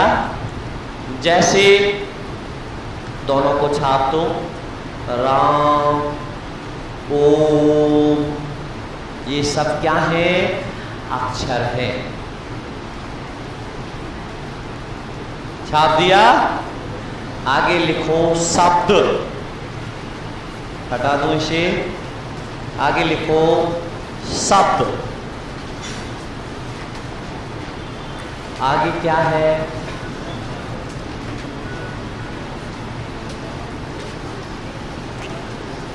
भाषा की सबसे छोटी इकाई क्या होती है? वर्ण। जब तक मैं लिखित ना कहूं तब तक ध्वनि मत बोलना। जब तक मैं मौखिक ना कहूं तब तक ध्वनि मत बोलना। और चाहे मैं मौखिक लिखूं, चाहे मैं अगर मौखिक ना लिखूं, सिर्फ ऐसे लिख दूं कि भाषा की सबसे छोटी इकाई है, तब भी इसका उत्तर क्या होगा? वर्ण ही होगा। और मौखिक लिख दूं तो क्या होगा? और ना मौखिक लिखूं और ना ही लिखित लिखूं तो क्या होगा? वर्ण होगा। तो भाषा की सबसे छोटी इकाई वर्ण। और वर्णों का सार्थक समूह, वर्णों का समझ में आ रहा होगा, सार्थक, वर्णों का सार्थक समूह क्या कहलाता है? शब्द कहलाता है। वर्णों का सार्थक समूह क्या कहलाएगा? शब्द कहलाएगा। जैसे मैंने लिखा कै,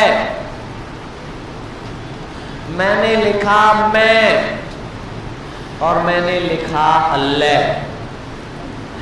जब मैंने कै, मैं और ले को एक सार्थक समूह का रूप दे दिया तो एक शब्द बना। क्या बना? और इसका कोई अर्थ है या नहीं है? सार्थक है। मैंने लिखा कै, ले और मैं, क्या बना? इसका कोई अर्थ है या नहीं है? लेकिन अगर मैंने लिख दिया मकल, अब इसका कोई अर्थ है क्या? क्या आप इसे शब्द कह सकते हो क्या? क्या इसमें कै नहीं है क्या? क्या इसमें ले नहीं है क्या? और क्या इसमें मैं नहीं है क्या? तीनों सेम ही है, लेकिन इनका सार्थक समूह है क्या? जब सार्थक समूह नहीं है तो ये शब्द हो सकता है क्या? तो वर्णों का सार्थक समूह क्या कहलाता है? समझ में आ गया? तो लिखो इसमें, वर्णों का सार्थक समूह है, वर्णों का सार्थक समूह शब्द कहलाता है। वर्णों का सार्थक समूह शब्द कहलाता है। सार्थक समूह को रेखांकित कर देना, सार्थक समूह को रेखांकित कर देना। लिखो, जैसे छाप दो इनको, कमल और कलम।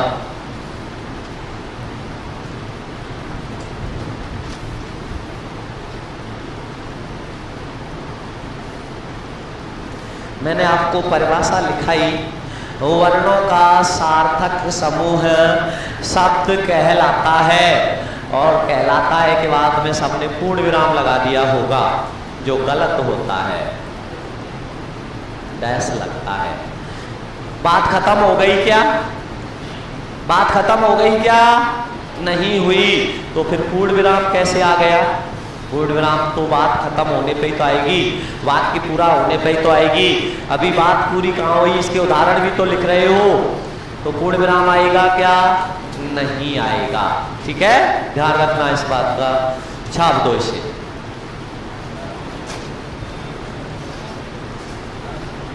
आ गया समझ में? एक नोट लगाओ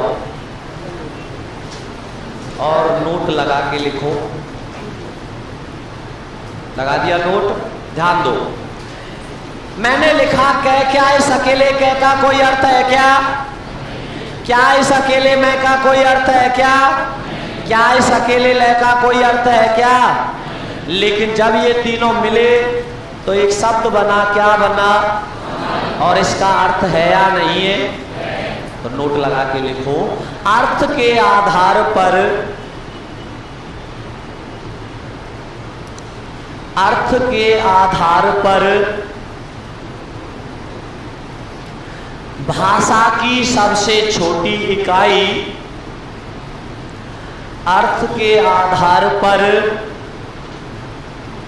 भाषा की सबसे छोटी इकाई शब्द होता है। अर्थ के आधार पर भाषा की सबसे छोटी इकाई क्या हुई? क्योंकि अकेले वर्ण का कोई अर्थ नहीं होता। अब मैं आपसे ऐसे कहूं, मैंने लिखा मां, क्या लिखा मैंने? क्या इसका कोई अर्थ नहीं है क्या? और जब अर्थ है तो ये वर्ण है क्या? क्या है ये? शब्द हो गया। समझ में आ गया? आगे लिखो।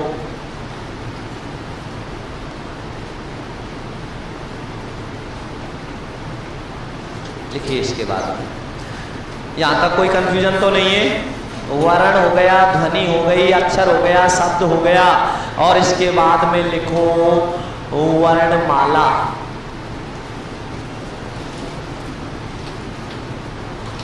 वर्णमाला, इसकी परिभाषा का ध्यान रखना है।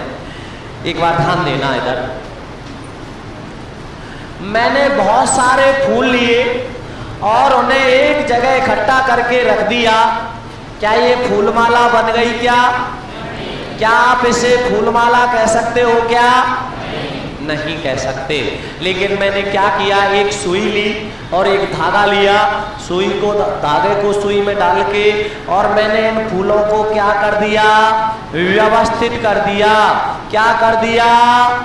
व्यवस्थित कर दिया। तो क्या बन गई? माला। तो इसे क्या कहोगे? फूलमाला कहोगे या वर्णमाला? वर्णमाला क्यों बोल रहे हो? ये कोई वर्ण थोड़ी थे, तो फूल थे। तो वर्णों का व्यवस्थित क्रम क्या कहलाएगा? वर्णमाला। जिस प्रकार फूलों का व्यवस्थित क्रम क्या कहलाया? इसी प्रकार वर्णों का व्यवस्थित क्रम क्या कहलाएगा? आ गया समझ में? वर्णों का सार्थक समूह और वर्णों का व्यवस्थित समूह। लिखिए, वर्णों का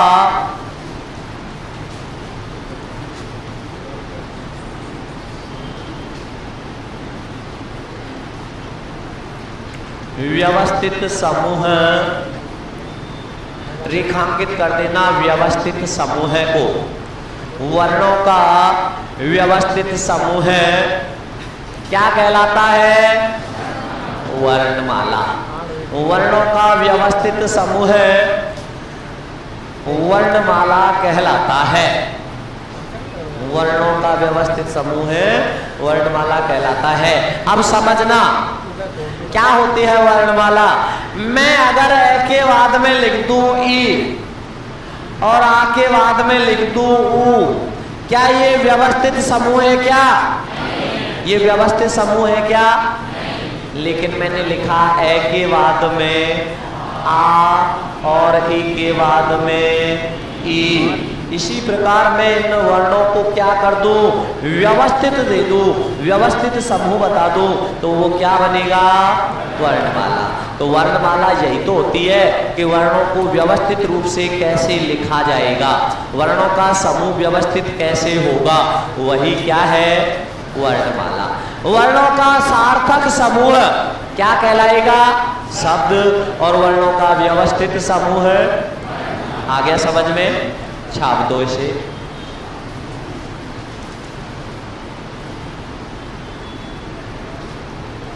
आगे लिखो इसके बाद में वाक्य।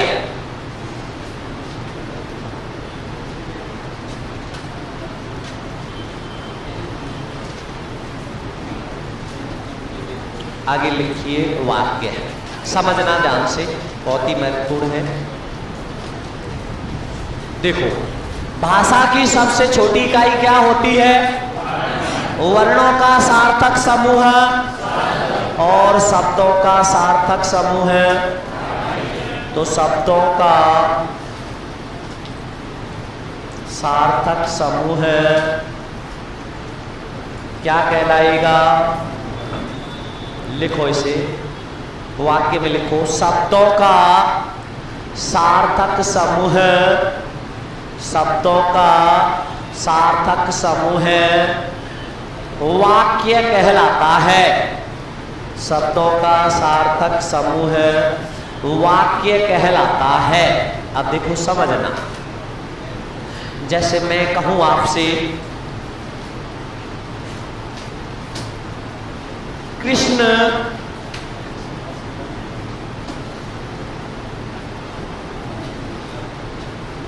बांसुरी, कृष्ण बांसुरी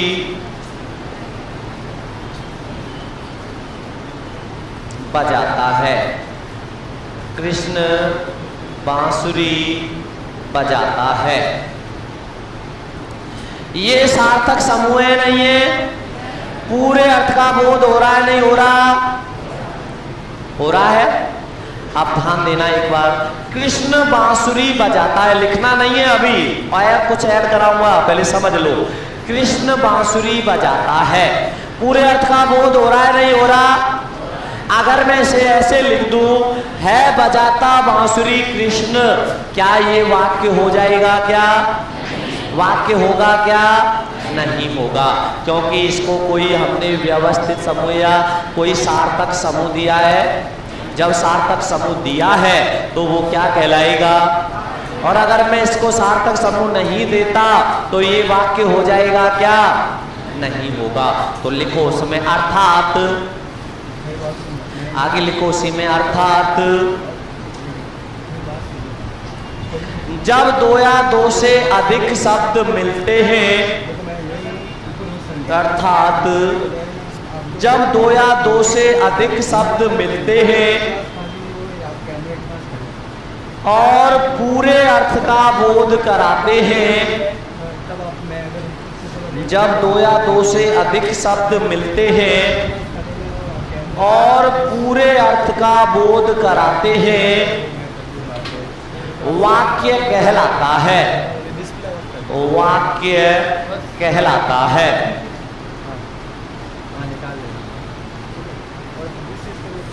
क्या कहलाता है? वाक्य कहलाता है। छाप दिया। कृष्ण बांसुरी बजाता है, इसी में लिखो राधा गाना गाती है। कृष्ण बांसुरी बजाता है, राधा गाना गाती है। क्या बन गए ये? वाक्य। पूरे अर्थ का बोध हो रहा है नहीं हो रहा? अगर मैं इसे ऐसे कह दूं, यदि कृष्ण बांसुरी बजाता, तो ये वाक्य होगा क्या? क्या हम इसे वाक्य कह देंगे क्या? अगर मैं ऐसे कहूं, यदि कृष्ण बांसुरी बजाता तो राधा नाचती, ये वाक्य होगा नहीं होगा?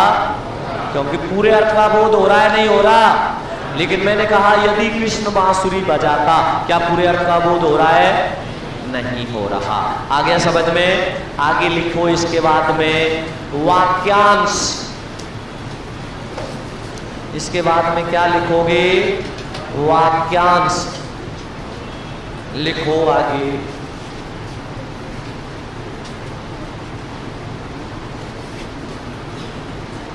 नाम से ही पता लग रहा होगा, वाक्य प्लस अंश। वाक्य का क्या है? एक अंश है, एक हिस्सा है, पूरा वाक्य नहीं है, वाक्य का एक भाग है।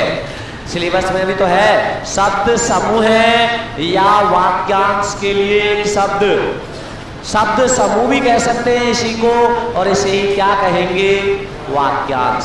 तो लिखिए इसमें, वाक्यांश में लिखिए, जब दो या दो से अधिक, जब दो या दो से अधिक शब्द मिलते तो हैं, जब दो या दो से अधिक शब्द मिलते तो हैं, परंतु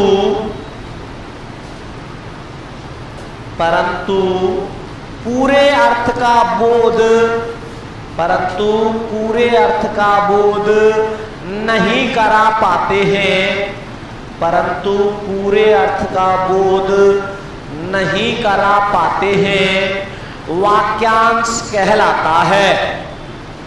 जब दो या दो से अधिक शब्द मिलते तो हैं परंतु पूरे अर्थ का बोध नहीं करा पाते हैं, क्या कहलाता है? वाक्यांश कहलाता है। जैसे मैंने लिखा यदि कृष्ण बांसुरी बजाता, क्या ये वाक्य है? क्या है ये? वाक्यांश है। यदि कृष्ण बांसुरी बजाता, क्या है ये? वाक्यांश है, क्योंकि पूरे अर्थ का बोध हो रहा है क्या? नहीं हो रहा। लेकिन दो या दो से अधिक शब्द नहीं है क्या? लेकिन पूरे अर्थ का बोध नहीं हो रहा। आगे लिखो, मैं लिखता हूं ईश्वर पर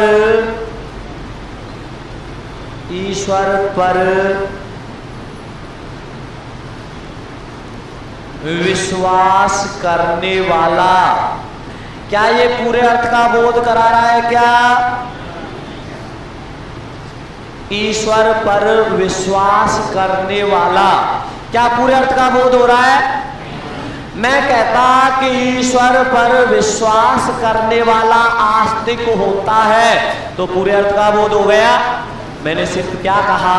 ईश्वर पर विश्वास करने वाला, पूरे अर्थ का बोध नहीं हुआ तो ये क्या कहलाएगा? वाक्यांश। वाक्य और वाक्यांश में अंतर समझ में आ गया? कोई कंफ्यूजन तो नहीं है? आराम से अंतर कर लोगे। आगे लिखो इसके बाद में, छाप दिए दोनों। आगे लिखो इसके बाद में पद।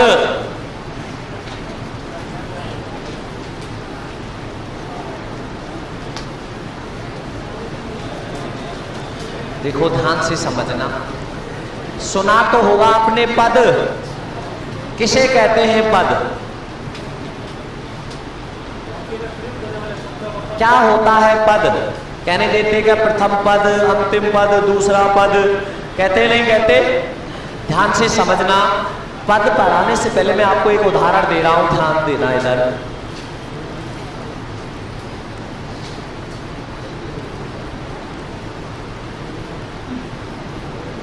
ये आपका मकान है, ये पड़ोसियों के मकान है और आपका मकान है, जाहिर सी बात है बड़ा होगा, शिक्षक हो तो। ये किसका मकान है? आपका। और ये किसका मकान है? पड़ोसियों का।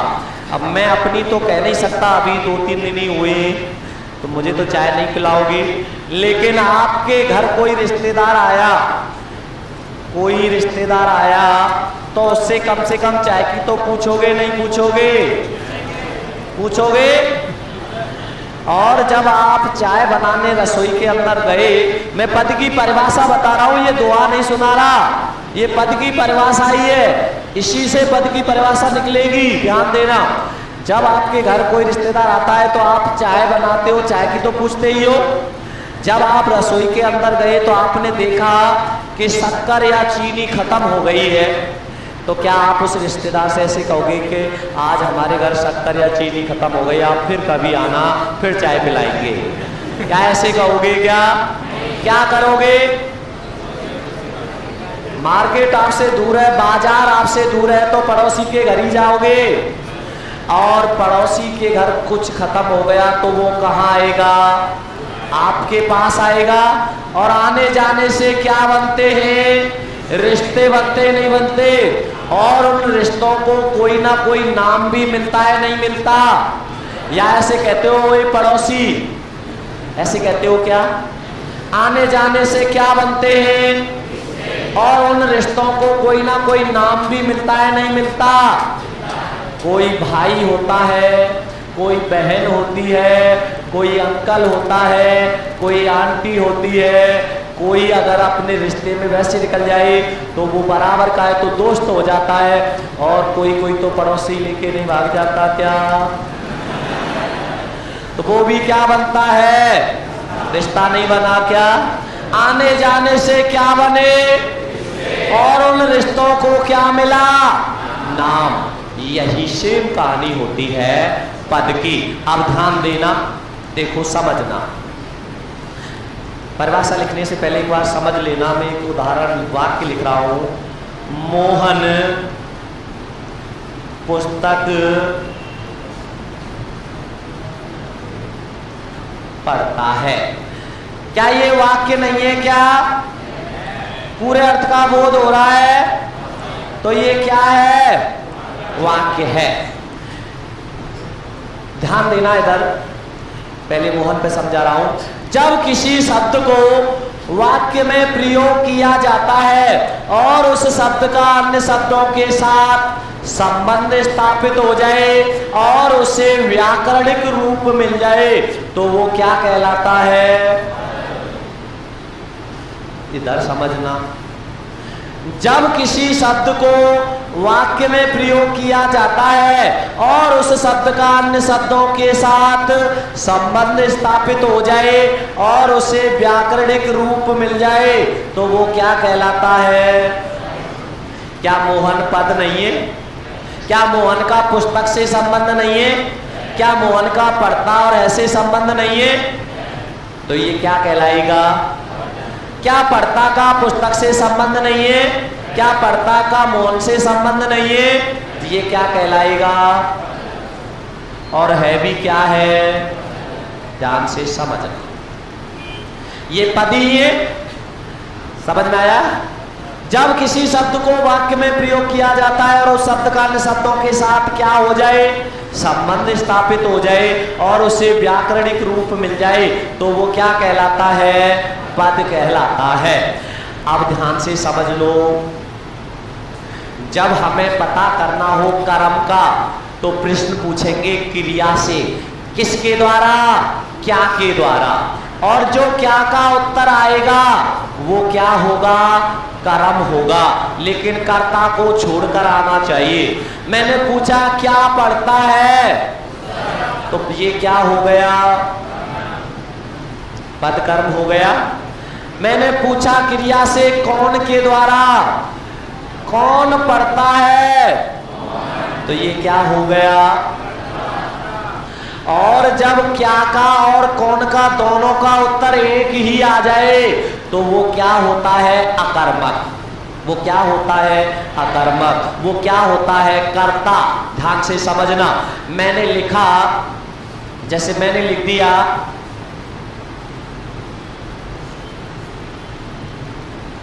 चिड़िया आकाश में उड़ती है। अकर्मक होगा या सकर्मक? क्या होगा? अकर्मक। कैसे पहचानोगे? क्या उड़ती है? कौन उड़ती है? दोनों का उत्तर एक आ रहा है। क्या हो गया? अकर्मक। चिड़िया करता है, उड़ती है क्रिया है, आकाश में स्थान है तो अकर्मक नहीं होगा क्या? यहाँ कहीं कर्म आ रहा है क्या? नहीं आ रहा। अब ध्यान देना, इधर ध्यान से समझना। ये जब आप कर्म पढ़ोगे तो अकर्मक सकर्मक में समझाएंगे। यहाँ ध्यान दो। मोहन पुस्तक पढ़ता है। अब मोहन का सबसे संबंध नहीं है क्या? पुस्तक का इनमें आपस में संबंध नहीं है क्या? तो ये क्या कहलाए? पद।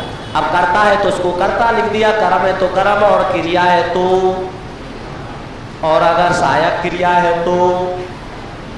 आ गया समझ में? कोई कंफ्यूजन तो नहीं है? लिखो पद, और पद में लिखो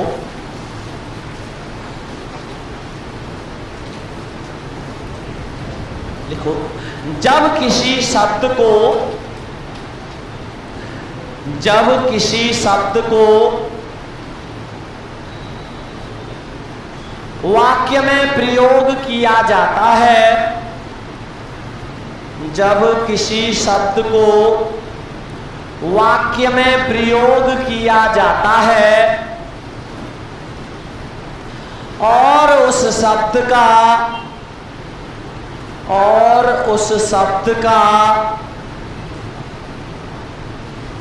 अन्य शब्दों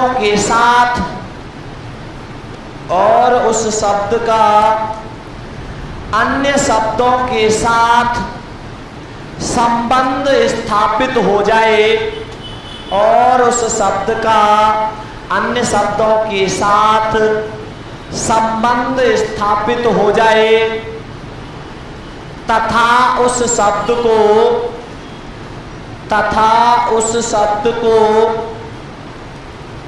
व्याकरणिक रूप मिल जाए तथा उस शब्द को व्याकरणिक रूप मिल जाए तो वह पद कहलाता है। तो वह पद कहलाता है। तो वह पद कहलाता है। लिख दिया? लिखो। जैसे लिखिए, जैसे मोहन पुस्तक पढ़ता है।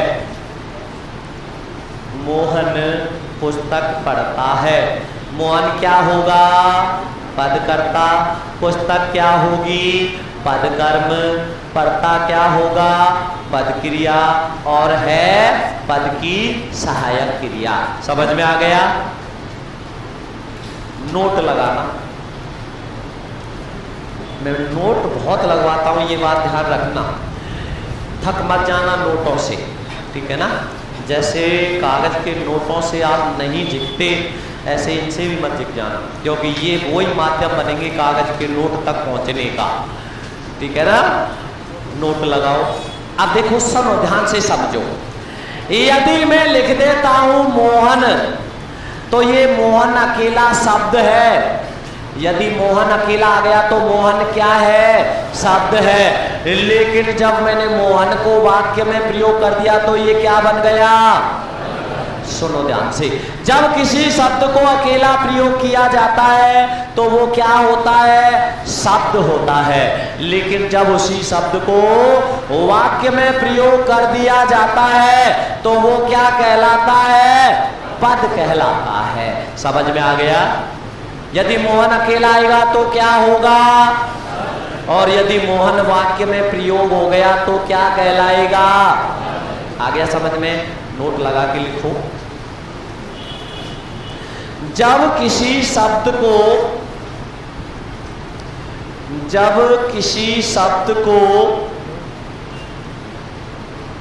अकेला प्रयोग किया जाता है, जब किसी शब्द को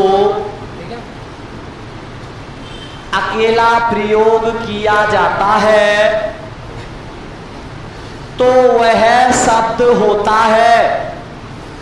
जब किसी शब्द को अकेला प्रयोग किया जाता है तो वह शब्द होता है। लेकिन जब उसी शब्द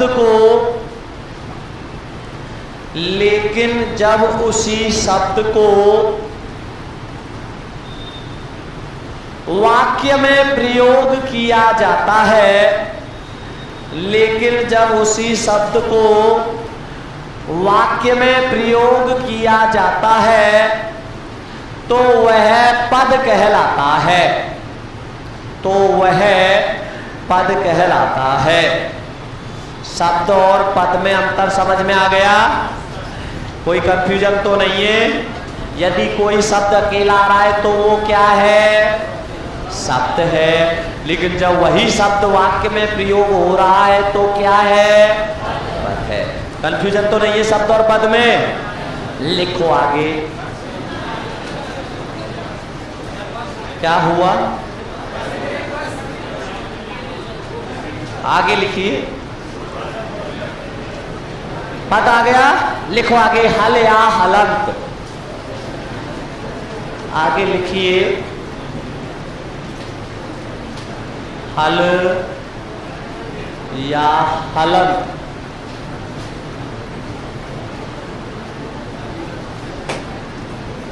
हल या हलंत।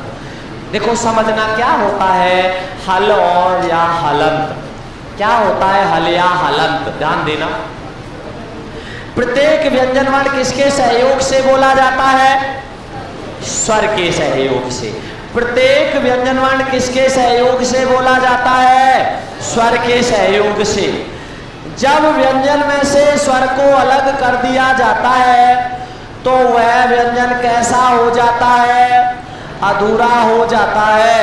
और इस अधूरेपन को दर्शाने के लिए उसके नीचे एक तिरछी रेखा खींची जाती है। यही तिरछी रेखा क्या कहलाती है? हल या हलंत।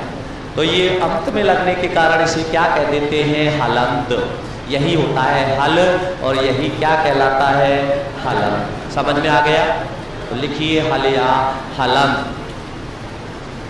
और हल या हलंत में लिखो प्रत्येक व्यंजन वर्ण स्वर के सहयोग से बोला जाता है। प्रत्येक व्यंजन वर्ण स्वर के सहयोग से बोला जाता है। जब व्यंजन में से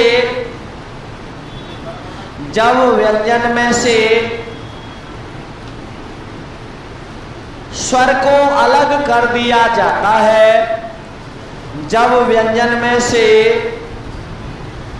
स्वर को अलग कर दिया जाता है तो वह व्यंजन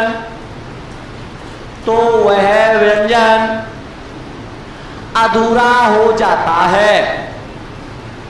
तो वह व्यंजन अधूरा हो जाता है।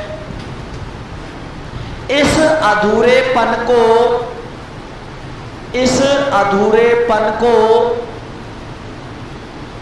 दर्शाने के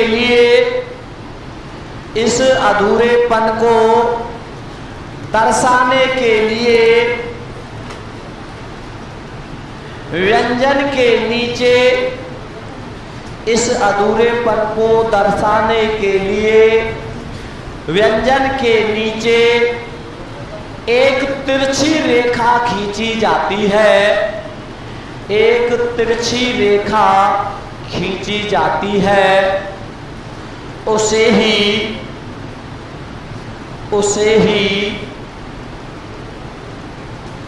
हल या हलंत कहते हैं। उसे ही हल या हलंत कहते हैं। जैसे ये लिखो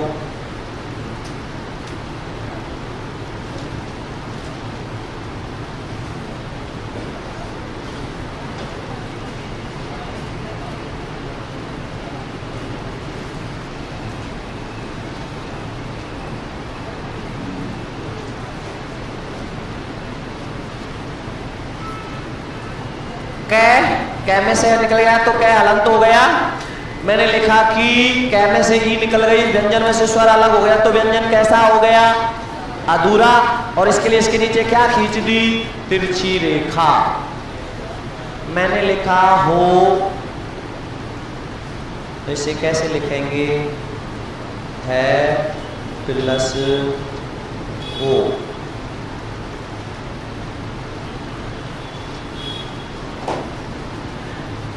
अभी जाना नहीं है, समझना अभी, ठीक है ना? पेन कॉपी तो कर दीजिए बिल्कुल बंद और ध्यान देना यहाँ बोर्ड पर। ये समझ में आ गया? अब देखो ध्यान देना, ये तो आपकी छोटी छोटी सी परिभाषाएं थी जो आपको आना बहुत जरूरी था। क्या अंतर होता है, कैसे अंतर होता है, ध्यान से देना।